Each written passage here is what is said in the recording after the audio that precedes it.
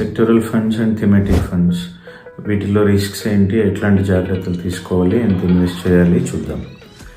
Sectoral funds thematic funds ఏంటంటే ఆ sector బాగున్నప్పుడు మంచి పర్ఫామ్ చేస్తుంది, లేదంటే చాలా నెగటివ్ ఉంటుంది. కాబట్టి ఎంట్రీ ఎగ్జిట్ రెండు కరెక్ట్ టైంలో చేయాలి.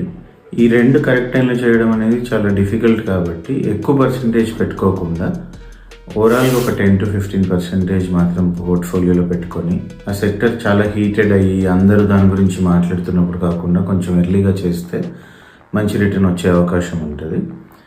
ఎగ్జాంపుల్ కోసం కోవిడ్ తర్వాత ఐటీ అండ్ టెక్నాలజీ చాలా ఫాస్ట్గా గ్రో అయింది. ఒక 1 yearలోనే 70%, 80% అట్లా రిటర్న్ కూడా వచ్చింది.